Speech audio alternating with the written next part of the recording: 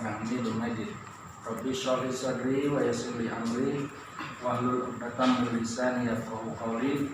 Rabbi zidni ilma, Rabbi zidni ilma, Rabbi zidni ilma. Pertama-tama yang saya hormati para calon tamu Allah yang insya Allah akan berangkat umroh 2 minggu yang akan datang.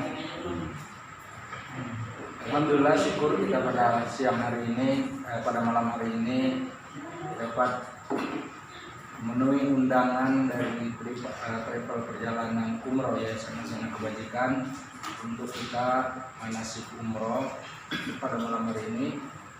Semoga dengan manasik umroh ini memberikan kemudahan kepada kita semuanya untuk kita melaksanakan ritual ibadah umroh nanti mulai dari kota Madinah dan kota Mekah.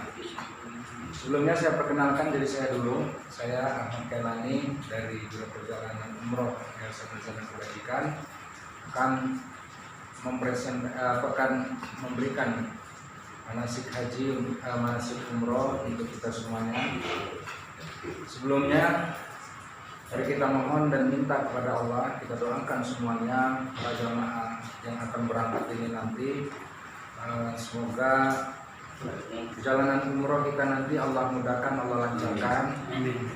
Dan yang paling penting, karena umroh ini adalah ibadah fisik, semoga kita diberikan kekuatan, kesehatan fisik kita sampai nanti pelaksanaan ibadah umroh yang insya Allah 2 minggu akan datang kita akan berangkat bersama-sama. Selain daripada itu, kita juga mendoakan keluarga yang kita tinggalkan, anak kita, pasangan hidup kita, barangkali yang sudah punya cucu yang ditinggalkan, semoga mereka semuanya selalu dalam lindungan Allah Subhanahu wa Ta'ala. Dan kita mohon juga kepada Allah, semoga umroh kita ini sesuai dengan yang Allah inginkan, sesuai dengan perintah Allah Subhanahu wa Ta'ala yang Allah sebutkan dalam surat Al-Baqarah ayat 128. A'udzubillahi minasyaitonirrajim. Bismillahirrahmanirrahim. Rabbana wa ba'as fihim rasulan minhum yatlu 'alaihim ayatika wa yu'allimuhumul kitaba wal hikmata wa yuzakkihim innaka antal azizul hakim. Maaf, itu 209-nya. Saya ulang lagi di surat dan di ayat 128. Rabbana waj'alna muslimaini laka wa min dzurriyyatina ummatan muslimatan laka wa arina manasikana wa tub 'alaina innaka antat tawwabur rahim. Ya, silakan yang bawa. A'udzubillahi minasyaitonirrajim. Bismillahirrahmanirrahim. Dan ingatlah ketika Ibrahim meninggikan di 128 membina dasar-dasar Baitullah bersama Ismail seraya berdoa, ya Tuhan kami, terimalah daripada kami amalan-amalan kami, sesungguhnya Engkaulah yang maha mendengar lagi maha mengetahui. Ya Tuhan kami, jadikanlah kami berdua orang yang tunduk patuh pada Engkau, dan jadikanlah di antara anak cucu kami umat yang tunduk patuh kepada Engkau, dan tunjukkanlah kepada kami cara-cara tempat ibadat haji kami, dan terimalah taubat kami, sesungguhnya Engkaulah yang maha menerima taubat lagi maha penyayang. Shadaqallahul azim. Ya, baik hadirin para jamaah sekalian, sebelum kita lanjutkan ke pembicaraan berikutnya, terlebih dahulu kami awali dulu doa ini untuk kita semuanya. Yang Allah katakan, "A'udzubillahi minasyaitonirrajim, ya Tuhan kami, jadikanlah kami berdua orang yang tunduk patuh kepada Engkau, dan jadikanlah di antara anak cucu keturunan kami umat yang tunduk patuh kepada Engkau, dan tunjukilah kepada kami cara-cara dan tempat-tempat ibadah haji kami, dan terimalah taubat kami, sesungguhnya Engkaulah yang Maha penerima taubat lagi Maha penyayang." Ini doa ini untuk kita semuanya. Yang paling penting itu apa? Wa arina manasikana wa tub alaina innaka antal alimul innaka antat tawwabur. Jadi kita mohon minta kepada Allah untuk apa? Biar tahu tata cara kita dan tempat kita nanti sesuai dengan tuntunan Allah Subhanahu wa taala. Semoga doa yang kita bacakan tadi Allah kabulkan semuanya. Amin ya rabbal alamin. Ini yang paling penting. Wa arina manasikana wa tub alaina innaka antat tawwabur rahim. Kemudian yang selanjutnya apa? Dalam kita menjalankan ibadah umroh ini tentunya ada syarat-syarat yang harus kita penuhi. Pertama apa? Dia adalah Muslim atau orang Islam. Jadi kalau orang Islam, insya Allah akan diterima oleh Allah. Tapi kalau orang non Islam, dia namanya bukan ibadah perjalanannya, dia jalan-jalan biasa saja dan tidak boleh masuk ke kota Mekah dan Madinah. Pertama syaratnya dia Islam. Kemudian yang kedua baligh. Baligh itu sudah di atas 17 tahun umurnya. Dan yang ketiga dia juga sehat, akalnya sehat, jadi normal. Dan yang keempat mampu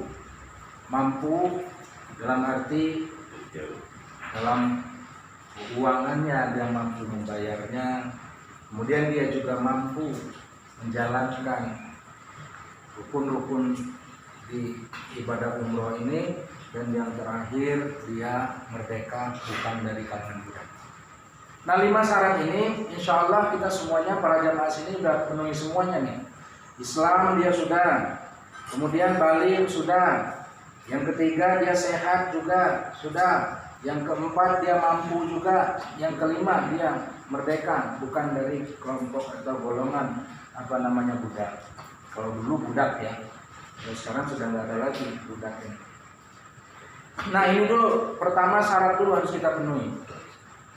Kemudian yang kedua, dalam beribadah umroh tentunya ada rukun-rukun yang harus kita jalankan. Ini tidak mau harus kita jalankan supaya ibadah umroh kita sesuai dengan yang Allah tuntun tadi. Wa arina manasikana wa tub alaina innaka antat tawwabur rahim.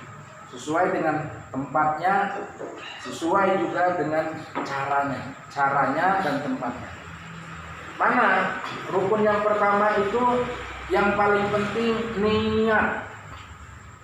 niat. Kalau yang namanya niat untuk kita melaksanakan ibadah umroh ini kapanpun untuk niat ya. Niat pengen menjalankan umroh bisa kita dari rumah, bisa setahun sebelumnya atau 2 tahun sebelumnya. Namun dalam perjalanan nanti, dalam prakteknya, niat ini sudah ditetapkan juga tempat dan caranya. Pertama niat, mari kita baca bersama-sama niat umroh kita ini. A'udzubillahi minasyaitonirrajim. Bismillahirrahmanirrahim. Nawaitul umrata wa ahramtu biha lillahi ta'ala. Ini niat untuk kita melaksanakan ibadah umroh ya. Ini niatnya yang pertama. Kemudian kapan niat ini kita lakukan? Niat untuk ambil umroh ini setelah kita sampai di kota Madinah dan beberapa hari di Madinah nanti kita isi dengan ibadah. Kemudian setelah itu apa? Kita berangkat ke kota Mekah. Niat atau mikot batas dimulainya umroh ini nanti dilakukan di Masjid Tan'im. Masjid Tan'im ya. Di perjalanan dari kota Mekah, sebelum sampai ke kota Mekah ada yang namanya batas atau mikot, batas dimulainya untuk ambil umroh ini, yang niatnya itu kita baca tadi. Niat ini nanti kita lepaskan di sana supaya apa? Sesuai dengan cara dan tempatnya. Jadi aturan yang Allah sudah tetapkan di dalam Al-Quran itu di tempat ini. Ada beberapa tempat lain lagi, tapi kita dari Indonesia biasanya mulai ininya mikotnya di Masjid Tan'im ya. Nah, dalam kita menjalankan niat kita ini ada juga hal-hal yang dibolehkan, larangan, ada juga yang disunahkan. Apa itu yang disunahkan? Pertama, sebelum kita mulai memakai ihram itu memotong kuku, kemudian mencukur kumis, kemudian mencukur bulu-bulu ketiak, dan sebelum menggunakan ihram ini nanti kita apa? Mandi dulu, itu disunahkan. Kemudian sholat sunat sholat sunat ihram 2 rakaat. Jadi pertama niat, setelah kita sampai di Masjid Tan'im tadi, setelah kita membacanya, kita dilanjutkan dengan yang disunahkan tadi. Nah, setelah kita memakai baju ihram, ada juga larangannya. Mana dasar larangan yang Allah sudah tuangkan di dalam Al-Quran ini? Larangan setelah kita menggunakan kain ihram ini, kita buka suratnya, surat Al-Baqarah ayat 197. Ini larangan. Sebentar lagi saya praktekkan penggunaannya.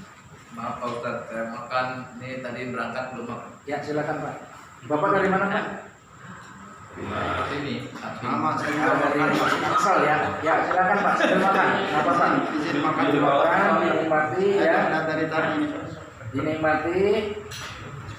Nah, setelah kita menggunakan memakai kain ihram, ada larangannya.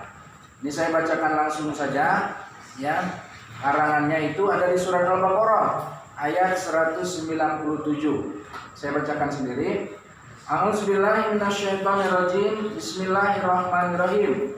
Dan sempurnakanlah ibadah haji dan umroh karena Allah. Ingat dulu ya. Niat tadi.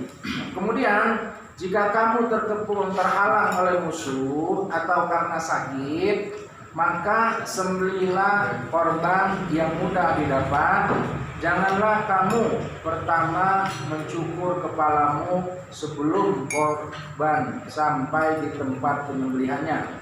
Jika ada di antara kamu yang sakit atau ada gangguan di kepala, lalu ia bercukur, maka wajib atasnya berfidyah, yaitu berpuasa atau bersedekah atau berkorban. Apabila kamu telah merasa aman, maka bagi siapa yang ingin mengerjakan umroh sebelum haji, di dalam bulan haji wajib ia menyembelih korban yang mudah didapat. Tetapi jika ia tidak menemukan binatang atau kurban atau tidak mampu, maka wajib berpuasa 3 hari dalam masa haji 7 hari. Apabila kamu telah pulang kembali, itulah 10 hari yang sempurna. Demikian itu kewajiban membayar fidyah bagi orang yang keluarganya tidak berada di sekitar Masjidil Haram. Orang-orang yang bukan penduduk kota Mekah dan bertakwa kepada Allah, ketahuilah bahwa Allah sangat keras siksanya. Ini di ayat 96-nya. Baru kita mulai masuk ke apa? Larangan setelah kita menggunakan baju ihram atau kain ihram ini. Musim haji adalah beberapa bulan yang dimaklumi. Barang siapa yang menetapkan niatnya dalam bulan itu akan mengerjakan haji, maka tidak boleh pertama rafas. Apa itu rafas? Berbicara yang jorok-jorok, berbicara yang mengundang syahwat. Ini yang pertama. Kemudian yang kedua, berbuat pasif. Pasif itu pekerjaan yang merusak amal ibadah kita. Rusak. Dan selanjutnya apa? Yang ketiga, berbantah-bantahan. Ketika kita menggunakan kain ihram ini, tidak boleh berbantah-bantahan di dalam masa mengerjakan haji, dan apa yang kamu kerjakan berupa kebaikan niscaya Allah mengetahuinya. Berbekalah, dan sesungguhnya sebaik-baik bekal adalah takwa, dan bertakwalah kepadaku wahai orang-orang yang berakal. Nah, ini dasarnya.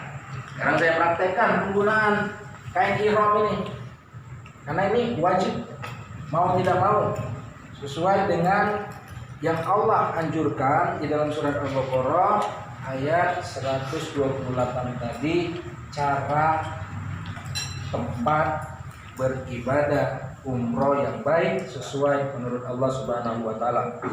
Penggunaan kain ihram sama seperti kita untuk yang laki-laki menggunakan sarung. Kalau kita insya Allah sarung sudah terbiasa kita setiap hari. Bagi perempuan, ibu-ibu, nanti dia biasanya punya kesepakatan, punya seragam tersendiri. Ya, dia nggak menggunakan ihram ke ibu-ibu. Kemudian setelah kita pakai, kita seperti sarung, kita lanjutkan, kita pakai juga yang lembar yang kedua, ini untuk menutupi badan kita. Badan kita lipat seperti ini. Ini penggunaannya. Yang kebuka sebelah kanan. Ya. Nah, boleh kita naikkan lagi senyaman mungkin. Sebab apa? Aurat kita laki-laki itu untuk di kaki, di lutut, ke atas. Ya, boleh. Jadi senyaman mungkin kita pakai seperti ini. Nah, tadi sudah saya sampaikan, ketika kita menggunakan ihram ini tidak boleh sembarangan berucap, tidak boleh kita pasif, tidak boleh kita berbantah-bantahan, karena bisa nanti membatalkan umroh kita. Nah, selanjutnya rukun yang pertama tadi niat, dan dilanjutkan dengan menggunakan kain ihram. Dan yang kedua apa? Tawaf. Tawaf ini mengelilingi Ka'bah sebanyak 7 putaran, mulai dari Hajar Aswad dan berakhir juga nanti di Hajar Aswad. Jadi kalau kita startnya di Hajar Aswad, nanti selama 7 putaran mengelilingi Ka'bah, itu berakhirnya juga nanti di Hajar Aswad. Mana dasarnya? Kita lihat suratnya, surat Al-Hajj. Surat Al-Hajj ini surat yang ke-22, ayatnya 26 dan 29.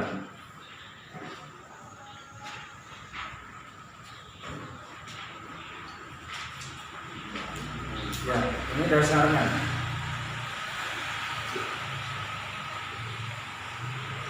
Nah, coba dulu. Ya. A'udzubillahi minasyaitonirrajim. Bismillahirrahmanirrahim. Surat 22 ayat 26. Ya. Wa isbau wa ana li Ibrahim kana baiti alla tusyrik bi syai'an wa tahhir baiti Wattahiri baitiya lit-taifina wal qaimin warruku'atis sujud warruka'as sujud ka'is sujud ya sampai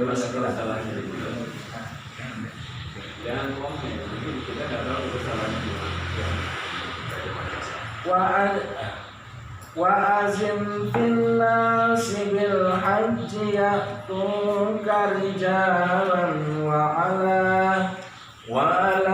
kulli damirin ya'tina min kulli fajjin amik liyashhadu manafi'a lahum wa yazkuru ismallahi fi ayyamin ma'lumat ala ma razaqahum min bahimatil an'am fakulu minha wa at'imul ba'isatil fakir lagi summa yaduna fasahum wal yufu nuzurahum wal yatawaffu bil baitil amiq sadaqallahul azim. Ya, a'udzubillahi minasyaitonir rajim. Bismillahirrahmanirrahim. Dan ingatlah ketika kami tempatkan Ibrahim di tempat Baitullah dengan mengatakan, janganlah engkau menyekutukan aku dengan apapun dan jadikanlah rumahku bagi orang-orang yang bertakwa, dan orang yang beribadah dan orang yang berrukuk dan sujud. Dan suruhlah manusia untuk mengerjakan haji, niscaya mereka akan datang kepadamu dengan berjalan kaki atau mengendarai setiap unta yang kurus. Mereka datang dari segenap penjuru yang jauh agar mereka menyaksikan berbagai manfaat untuk mereka dan agar mereka menyebut nama Allah pada beberapa hari yang telah ditentukan atas rezeki yang Dia berikan kepada mereka berupa hewan ternak. Maka makanlah sebagian darinya dan sebagian lagi berikanlah untuk dimakan orang-orang yang sengsara dan fakir.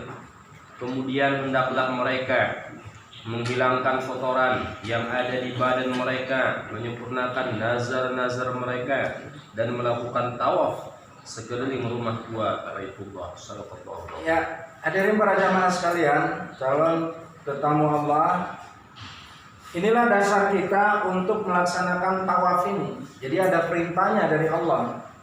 Allah katakan, auzubillahi minasyaitonirrajim, bismillahirrahmanirrahim. Dan ingatlah ketika kami memberikan tempat kepada Ibrahim di tempat Baitullah dengan mengatakan, janganlah kamu memperserikatkan suatu pun dengan aku, dan sucikanlah rumahku ini bagi orang-orang yang tawaf. Ini perintahnya. Dan orang-orang yang beribadah dan orang-orang yang ruku dan sujud. Ruku dan sujud. Jadi ini dasarnya. Dan berserulah kepada manusia untuk mengerjakan haji.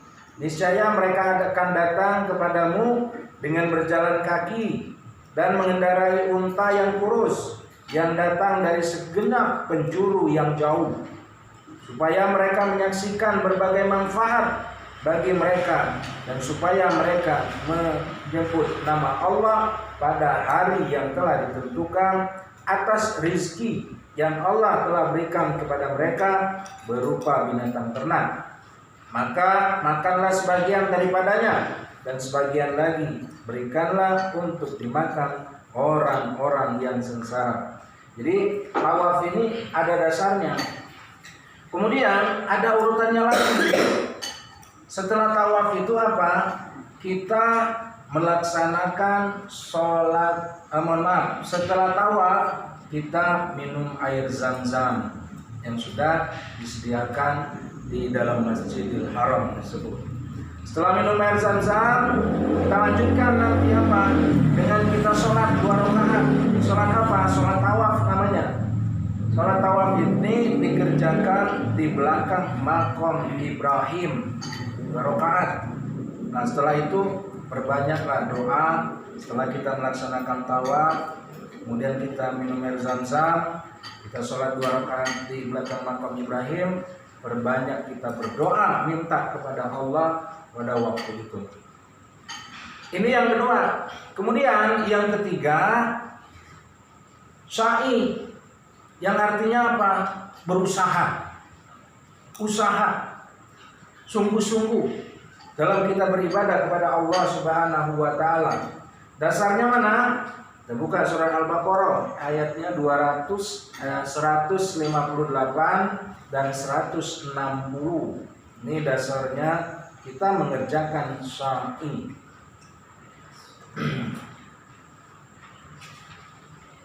158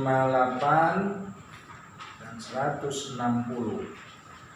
A'udzubillahi minasyaitonirrajim. Bismillahirrahmanirrahim. Innas safa wal marwata min sya'airillah. Wa man hajjal baitu aw samara fala junaha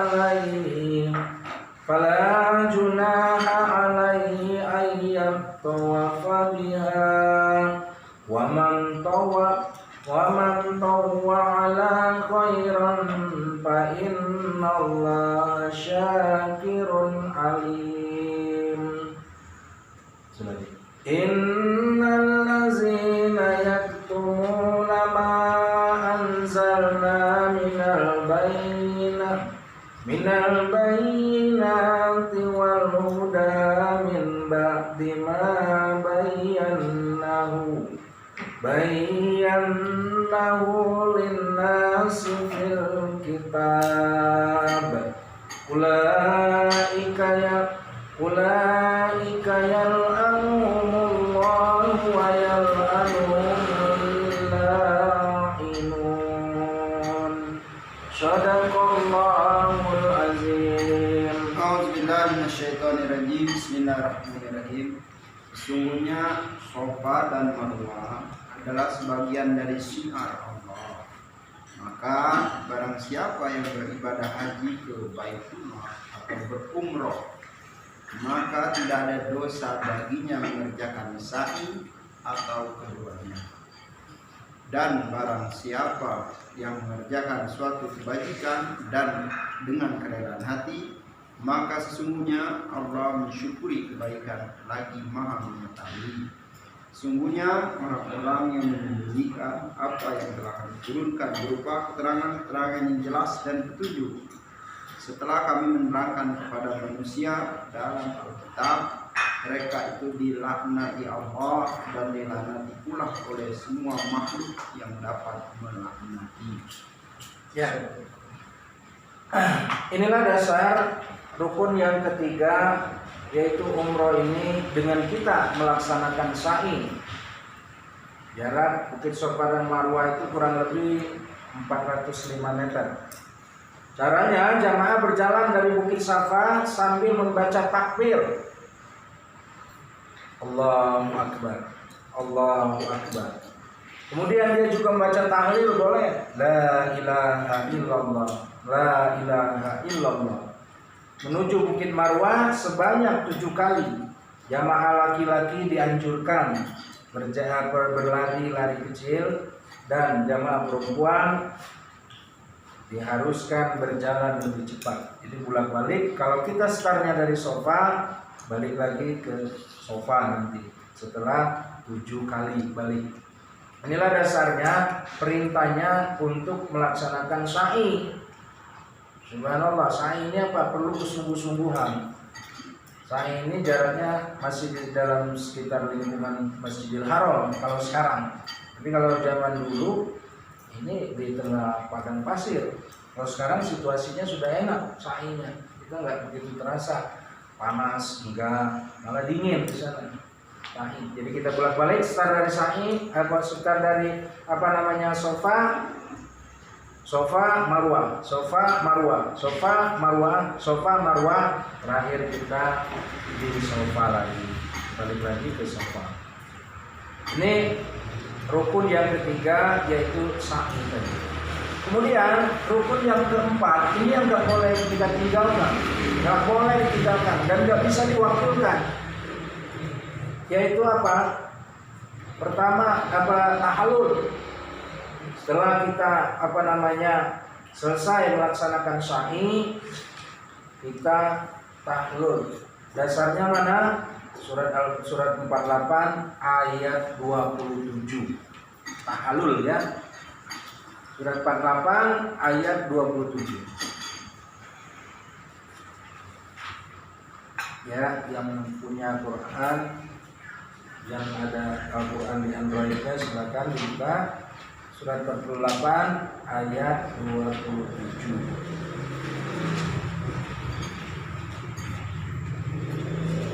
A'udzubillahi minasyaitonirrajim.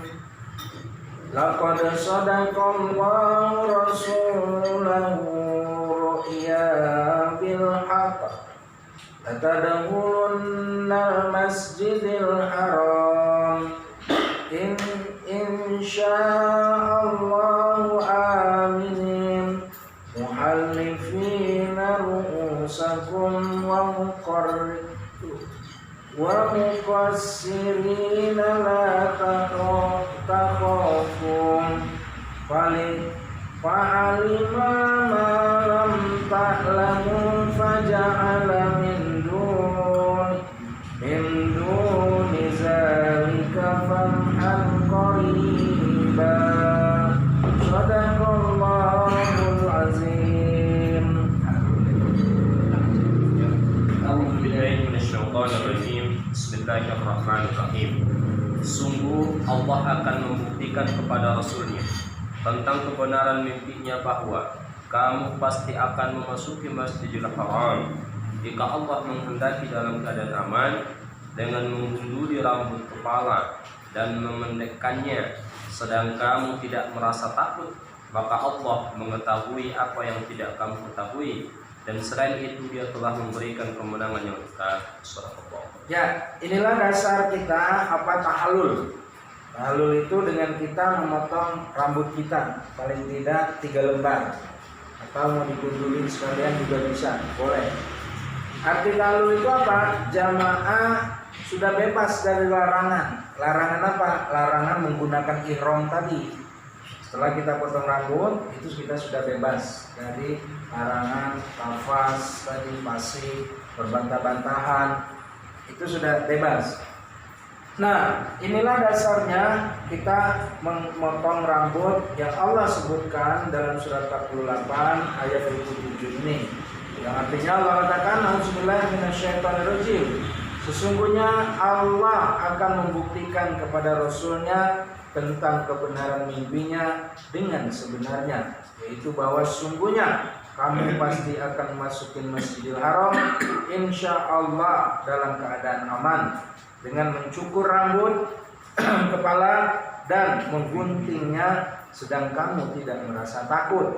Maka Allah mengetahui apa yang tidak kamu ketahui, dan Dia memberikan sebelum itu kemenangan yang dekat. Jadi tahallul ini juga ada perintah Allahnya.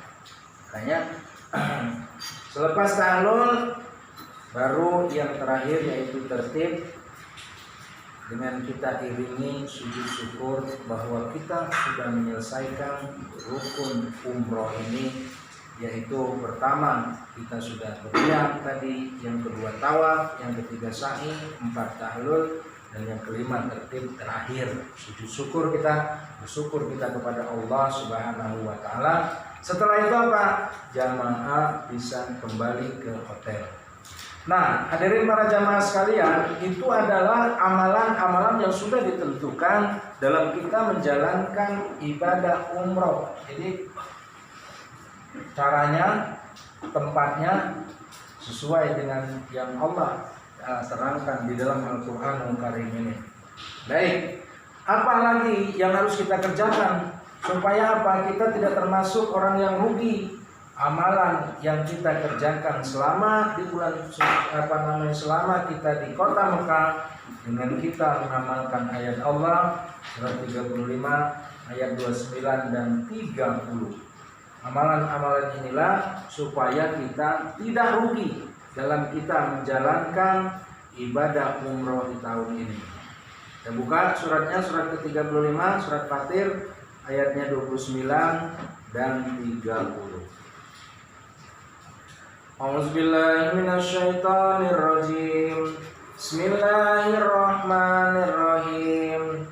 Innal ladzina yatluna kitaballah wa aqamus shalah wa anfiqu mimma razaqnahum sirran wa alaniyah yarjuna tijaratan lan tabur liyuwaffiyahum ujurahum wa yazidahum min fadlih innahu ghafurun syakur. Shadaqallahul azim. A'udzubillahi minasyaitonir rajim. Bismillahirrahmanirrahim.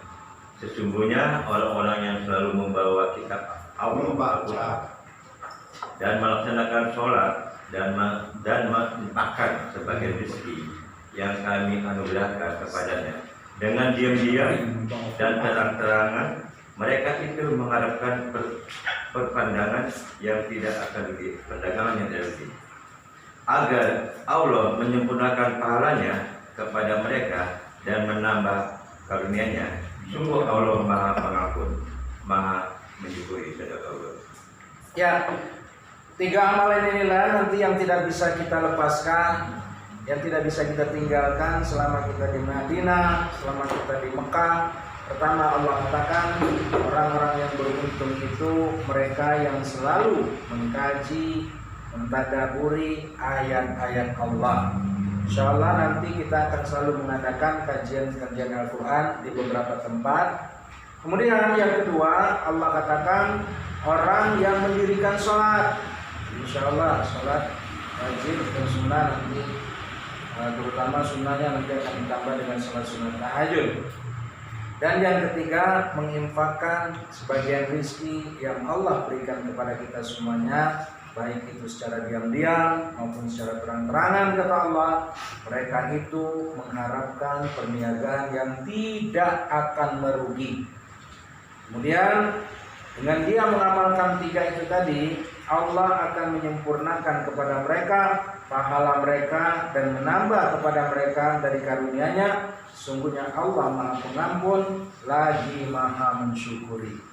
Nah, 3 amalan inilah nanti yang akan kita kerjakan selama kita di kota Madinah maupun Mekah Al-Mukarramah. Namun sebenarnya bukan ketika kita sudah sampai di Mekah dan Madinah saja. Ayat ini bisa juga kita amalkan sebelum kita berangkat umroh. Untuk apa? Melatih diri kita. Melatih diri kita selalu mengkaji, membaca ayat Allah sebelum kita berangkat. Kita ajak keluarga kita mengkaji ayat-ayat Allah. Kemudian kita mendirikan sholat. Kita biasakan, kita latihan sebelum kita berangkat umroh. Kemudian yang ketiga, kita menginfakkan, ada rezeki kita keluarkan. Untuk apa? Di jalan Allah, baik secara diam-diam maupun terang-terangan, kata Allah. Nah, kalau kita sudah latihan di rumah, di negara kita, di Indonesia, ketika nanti kita sudah di Madinah ataupun Mekah, itu nanti tidak kaku lagi. Kita sudah terbiasa. Kalau kita sudah terbiasa, nanti insya Allah mudah untuk sholat, untuk membaca Al-Quran. Kalau kita sudah biasakan di rumah kita sebelum kita berangkat umroh ini, nanti sudah terbiasa membaca Al-Quran. Kemudian apa lagi? Dengan kita sholat sudah nggak berat lagi. Karena jangan salah, ada juga kadang-kadang jamaah itu kalau dia nggak terbiasakan nanti ketika di sana nggak berat. Nah, supaya ini 3 amalan ini mudah kita lakukan sebelum kita berangkat ini, mulai saat ini, mulai setelah manasik ini, kita coba praktekkan di kehidupan kita, di keluarga kita sehari-hari, supaya perjalanan kita ini wa arina manasikana yang Allah inginkan itu, tata caranya, tempatnya itu sesuai dengan apa yang Allah inginkan, apa yang Allah kehendaki. Subhanallah, beruntung sekali kita kalau kita mengamalkan 3 ayat ini sebelum kita melaksanakan ibadah umroh nanti, sebelum kita berangkat ibadah umroh nanti.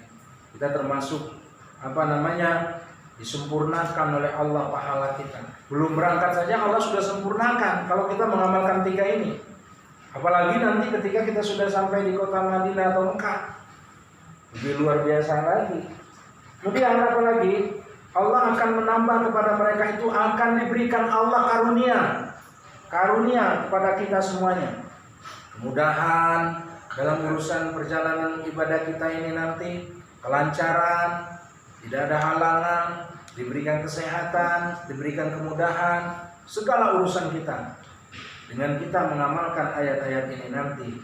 Kemudian yang terakhir, Allah katakan Allah mengampuni semua dosa-dosa kita dan Allah mensyukuri apa yang kita kerjakan itu. Jadi kita bersihkan dulu hati kita bersihkan dulu keimanan kita, supaya apa? Nanti ketika kita di Madinah maupun di Mekah, Allah akan bersyukuri, Allah berterima kasih kepada kita. Makanya besar sekali nilainya ini di hadapan Allah Subhanahu wa taala. Subhanallah, Ibu dan Bapak, para jamaah sekalian. Jadi 3 amalan ini bukan cuma hanya kita lakukan setelah kita berangkat nanti. Sebelum berangkat ini kita mulai latihan. Kita mulai membiasakan diri kita untuk kita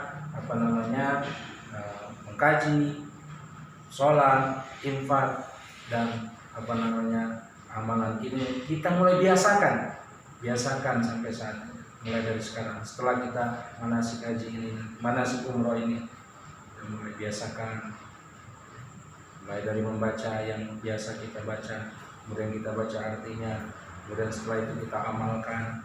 Itu juga dengan sholat. Barangkali kalau selama ini sholatnya kita banyak yang bolong-bolong, banyak yang kurang-kurang. Nah, setelah kita berangkat umroh ini juga kita latihan. Latihan apa? Kita latihan tempat waktu, kita latihan menjaga sholat kita, jaga kebersihannya, menjaga tempatnya, menjaga niat kita.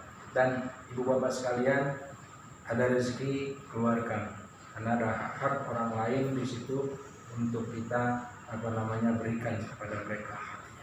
Kemudian bapak sekalian, barangkali demikian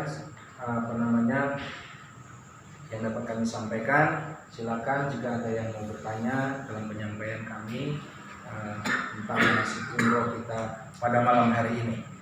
Dan yang paling penting apa? Banyak kita doa kepada Allah supaya Allah berikan kesehatan kepada kita, karena ibadah umroh ini adalah ibadah fisik. Ya, silakan jika ada yang bertanya tentang perjalanan umroh kita nanti, yang insya Allah 2 minggu ke depan kita akan berangkat bersama-sama. Amin. Amin. Bersama guru besar kita juga dan guru kita. Silakan. Kayaknya Pak Haji dari Jawa nih mau nanya. Ya, bagi Bapak Ibu yang ingin bertanya, Baik Ustaz, saya nama Kamal dari Jemaah Lugoso. Mau bertanya, setelah kita pakai kain imron itu, apakah diwajibkan pakai topi? Oh ya. Mohon maaf. Ya. Dan kedua pertanyaan lagi, apakah infak ini ada wadahnya atau di masjid atau pakai miskin di antara suci? Demikian. Ya, makasih Pak pertanyaannya. Ya, tentunya ada larangan-larangannya yang tadi di samping yang sudah kami sebutkan di surat Al-Baqarah ayat 197 tadi. Pertama, nggak boleh rafas, nggak boleh mendorong, nggak boleh berbantah-bantahan, nggak boleh juga asik ya. Ya, setelah kita menggunakan kain ihram ini, semuanya yang ada di badan kita ini lepas semua. mohon maaf, termasuk bagian dalam celana kita. Jadi umrohnya apa yang kita gunakan, 2 kain lembar ini yang tanpa ada jahitannya. Kemudian yang kedua, untuk kita berinfak, kalau kita untuk latihan sebelum kita berangkat umroh ini supaya tidak kaget lagi nanti di sana banyak tempat-tempat, bisa di masjid, di musola. Tapi yang paling penting itu kepada siapa? Kedua orang tua kita kalau masih ada, ya, kedua orang tua kita, kemudian karib kerabat kita, fisabilillah atau tempat masjid, musola boleh. Nah, adapun di sana nanti insya Allah biasanya pengalaman yang sudah kami lalui ada petugas-petugas Allah ada, bisa kita kasihkan dengan yang memberi air zam-zam atau ada yang minta tanah. Ya, demikian Pak.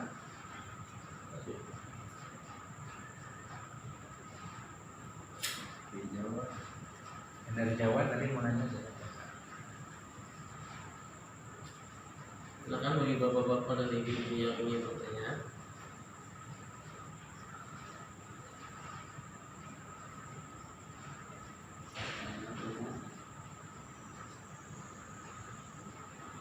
Kembali ke MC. Oh iya Pak, iya Pak. Saya dari Bogor Pak, dari Bogor. Saya mau bertanya, nama saya Mirta Pak. Begini Pak, ya Assalamualaikum warahmatullahi wabarakatuh. Waalaikumsalam warahmatullahi wabarakatuh. Ini dalam tawaf ini kan kita di situ itu, apakah kita yang dimulai tadi dari Hajar Aswad itu, ya kita berputar-putar itu, terus bagaimana caranya, ya, terus bagaimana kira-kira lebih baiknya, apakah ada doa yang lebih baik di dalam berputar itu, ya. Dan penggunaan dari tangan kanan itu yang ditutup begini itu apa intinya? Ya. Kenapa harus sebelah begini? Ya baik. Pertama doa yang kita baca surah Al-Baqarah ayat 201 Pak. Silakan Bapak buka Al-Baqarah 201.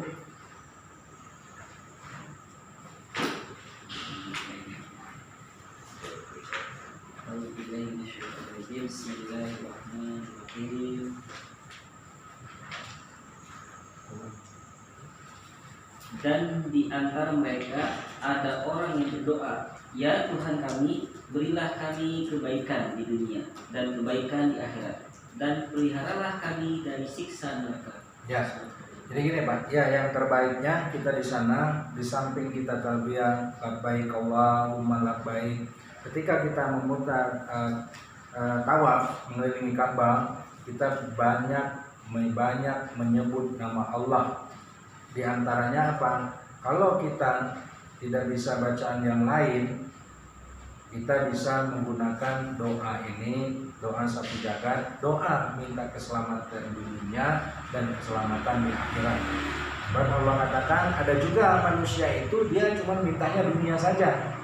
Tapi kalau kita lihat ayat ini, Allah perintahkan kepada kita berbanyak kita membaca Rabbana atina fid dunya hasanah wa fil akhirati hasanah wa qina azabannar. Nah, sebenarnya bukan cuma hanya di tawaf saja, di tempat-tempat yang lain juga kita berbanyak doa ini sudah mencakup semuanya. Doa kita minta keselamatan di dunia, doa juga kita keselamatan di akhirat. Itu yang pertama. Kemudian yang kedua, pertanyaannya tadi kenapa harus tangan kanan ihram untuk kenapa nggak ditutup ya? Karena memang sudah syariatnya seperti itu untuk apa? Memudahkan kita bergerak ya, bergerak dan simbol kita, tanda kita ketika kita sudah pas persis di sejajar dengan Hajar Aswad, kita memberikan ucapan salam. Bismillahirrahmanirrahim. Bismillahirrahmanirrahim. Ya.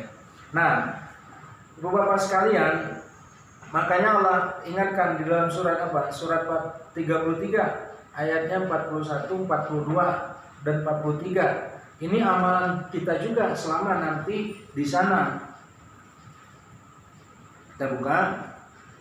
Auzubillahiminasyaitonirrajim. Suratnya ke-33 mulai dari 41, 42 dan 43.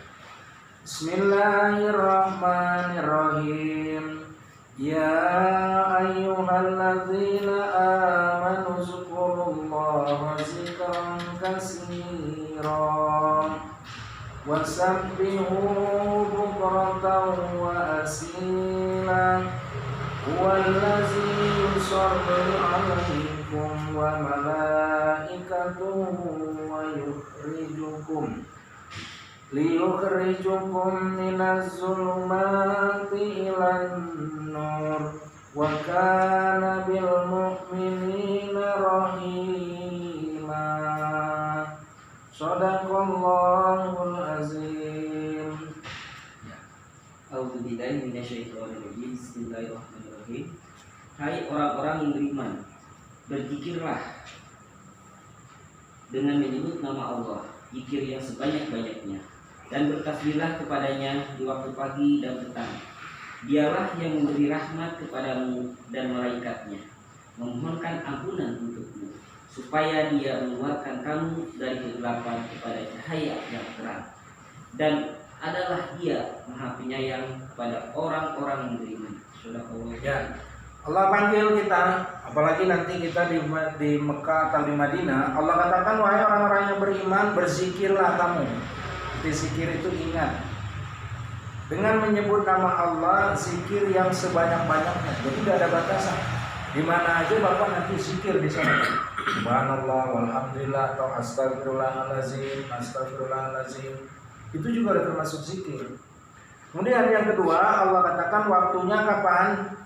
Waktu pagi dan petang, boleh pagi, boleh petang, boleh tengah hari, jadi nggak ada batasan. Selama kita di sana, perbanyak kita zikir mengingat Allah Subhanahu wa Ta'ala, supaya kita termasuk orang yang beruntung nantinya. Kemudian yang kedua, yang selanjutnya Allah katakan dengan kita selalu berzikir nanti, zikir mengingat Allah sebanyak-banyaknya nanti. Pertama, Allah akan berikan hadiah kepada kita itu berupa apa? Rahmat, kasih sayang dari Allah. Kemudian yang kedua, malaikat mendoakan kita. Dengan kita zikir banyak nanti di Masjidil Haram, di Madinah, di perjalanan, itu nanti Allah akan berikan rahmat kepada kita. Kemudian malaikat juga mendoakan kita. Isi doa malaikat untuk kita itu untuk dia mengeluarkan, supaya kita ini dikeluarkan dari kegelapan hidup ini kepada cahaya terang benderang. Dan Allah Maha Penyayang kepada orang-orang yang beriman. Ketika kita pulang umroh nanti, kalau sebelumnya hidup kita ini sulit, nanti Allah akan mudahkan. Kalau rezeki kita nanti gelap-gelap, nanti pulang umroh insya Allah Allah terangkan semuanya. Kemudian apa? Allah sayangi. Kenapa? Kita termasuk orang yang beriman. Dengan kita banyak zikir mengingat Allah nanti, baik di Masjidil Haram maupun di Mekah. Makanya nanti kita akan mengadakan kajian-kajian Al-Quran di beberapa tempat, di tempat-tempat yang sudah ditentukan. Ya. Pak, saya mau nanya Pak. Ya, silakan. Nama saya dari Pak. Ya. Saya dari Yayasan Pak. Tegal? Mau, ya, Ya. Yayasan. Sekarang saya lagi ujian dulu Pak. Kemarin sudah umroh Pak, udah mau apa? Ya, umroh lagi Pak. Udah tahlul. Ya. Betul. Sudah Pak ini. Dari Pertanyaan saya ini Pak. Nanti kalau kita umroh, kita bawa sabun nggak Pak dari rumah? Bawa apa di sana di situ Pak? Apa? Bawa sabun. Sabun. Kalau sabun Pak di tempat penginapan biasanya dari disiapkan.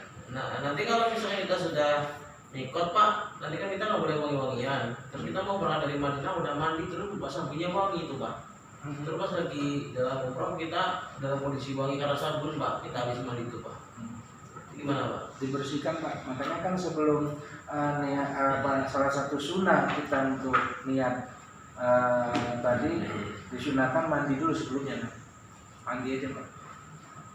Mandi. Pakai sabun lagi nggak usah ya? Hah? Nggak usah pakai sabun lagi ya? Nggak usah. Ya. Cukup. Ya itu aja Pak. Iya. Makanya selain mandi disunahkan kan setelah kita niat tadi kan di tanim kita sholat 2 rakaat. Ya. Sholat 2 rakaat supaya untuk membersihkan.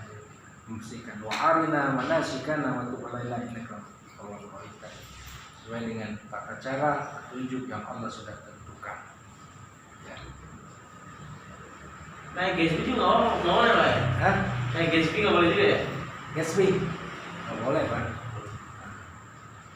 Wangi-wangian aja nggak boleh. Pakai Gatsby, yang rambutnya. Orang pakai peci aja nggak boleh Pak. Peci dilepas. Iya, nggak usah pakai lagi. Kecuali nanti setelah tertib, setelah setelah kita tahalul, potong rambut dan semua kita halul itu kan bebas dari larangan-larangan menggunakan kain ihram tadi. Ya, ada lagi Pak? Satu lagi Pak Ustaz. Ya, silakan Pak. Saya Kamal dari jemaah. Mau bertanya di surat 33 ayat 22 itu bertasbih itu bolehkah selama umur itu memutar itu apa dikali atau di sholat bertasbih atau di masjid? Iya, kalau di masjid kan sudah bacanya kan tadi udah talbiyah tadi. Zikir tadi bisa. Boleh Pak. Makanya Allah katakan dimanapun juga Pada waktu kita mau Iya.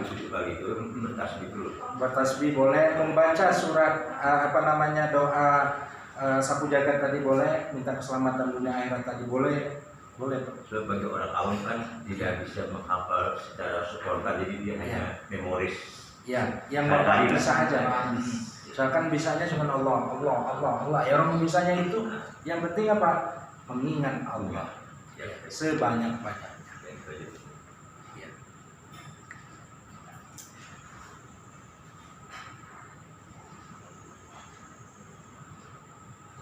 Ada lagi? Baik, kalau sudah tidak ada pertanyaan, ingat waktu sudah 11:30 ya. Kami akhiri demikian. Mohon maaf jika ada kekurangan. Sekian, billahi taufiq wal hidayah. Assalamualaikum warahmatullahi wabarakatuh. Waalaikumsalam warahmatullahi wabarakatuh. Ya, demikianlah Bapak Ibu yang dimuliakan Allah.